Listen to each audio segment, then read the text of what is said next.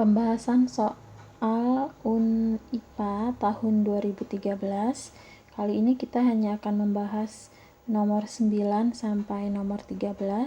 Untuk nomor 1 sampai 8 sudah kita bahas di video yang sebelumnya. Dan untuk nomor 14 dan seterusnya itu ada di video berikutnya. Nah, kita mulai ya dari nomor 9. Penggunaan pupuk yang berlebihan akan memberikan dampak terhadap ekosistem perairan di sekitar daerah pertanian, yaitu A.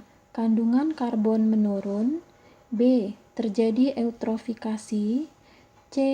Proses pembusukan zat organik terhambat, D. Perkembangbiakan zooplankton terhenti, E. Hanya satu jenis tumbuhan yang dapat hidup. Nah, untuk pemberian pupuk itu jika pemberian pupuknya terlalu berlebihan dapat menyebabkan terjadinya pencemaran air.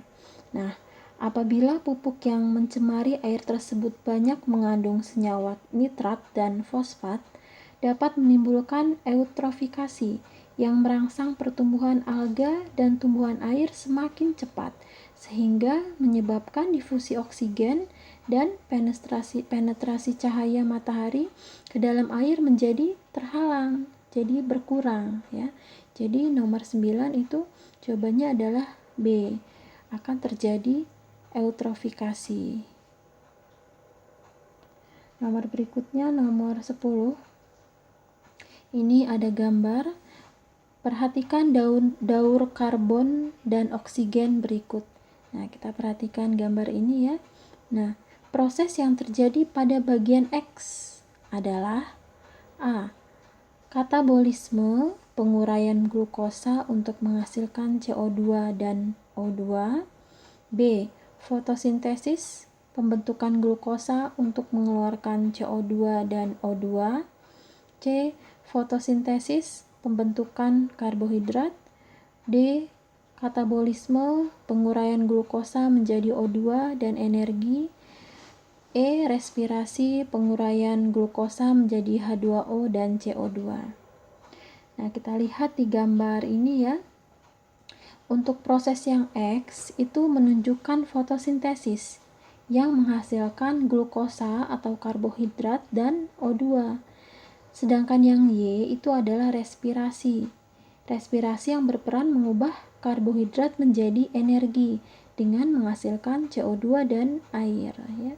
Nah, karena pertanyaannya itu yang di bagian X, maka jawabannya yang benar adalah yang B ya, fotosintesis, pembentukan glukosa untuk mengeluarkan CO2 dan O2 ya, bukan yang Y, karena tadi yang Y adalah respirasi.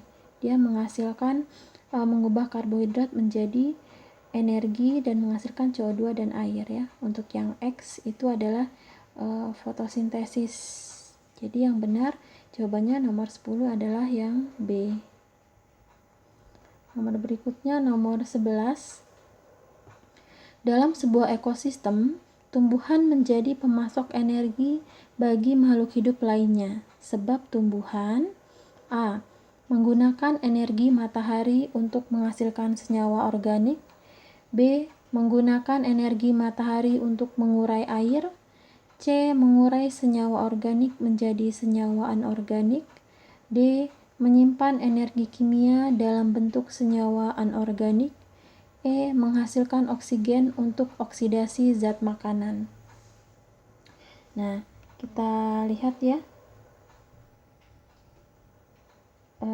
Untuk nomor 11 ini tumbuhan dalam suatu ekosistem itu sebagai pemasok energi makhluk hidup karena tumbuhan dapat melakukan fotosintesis, yaitu dengan memanfaatkan energi matahari yang dapat mengubah air dan karbon dioksida untuk menghasilkan zat organik seperti karbohidrat serta oksigen ya.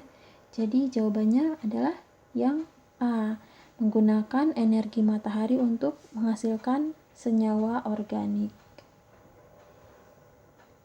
Nomor berikutnya nomor 12. Ini ada gambar lagi ya, nomor 12. Gambar di bawah menunjukkan jaringan tumbuhan yang mempunyai sifat sebagai A. Jaringan dasar dan tersusun dari sel hidup. B. Jaringan dasar dan selnya seperti ayakan. C. Jaringan pengisi dan selnya selalu membelah. D. Jaringan pengangkut dan mempunyai banyak celah. E. Jaringan pengangkut dan selnya seperti ayakan. Nah, kita lihat lagi ya pada gambar ini. Pada gambar ini menunjukkan jaringan parenkim atau jaringan dasar. Nah, bentuk sel pada jaringan parenkim itu ada yang besar dan kecil. Jaringan ini tersusun atas sel-sel hidup yang masih aktif membelah atau sel meristem ya. Jadi jaringan tumbuhan yang di bawah ini mempunyai sifatnya adalah A ya, jaringan dasar dan tersusun dari sel hidup.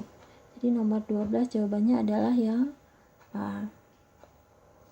Nomor 13. Perhatikan gambar struktur kimia sel berikut. Nah, ini ada gambar struktur sel kimia ya. Berdasarkan gambar 1 dan 2, gambar 1 dan 2 itu secara berurutan menunjukkan A.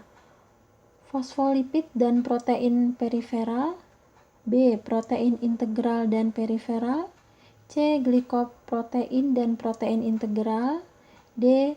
Fosfolipid dan protein integral, E. Kolesterol dan glikoprotein. Nah, kita lihat ya pada gambar itu, gambar nomor 1 itu menunjukkan lapisan fosfolipid. Nah, sedangkan yang nomor 2 itu menunjukkan protein periferal yang terletak di antara dua lapis fosfolipid. Jadi, nomor 13 itu jawabannya adalah A ya, secara berurutan. Yang satu adalah fosfolipid dan 2 adalah protein periferal. Nomor 13 A.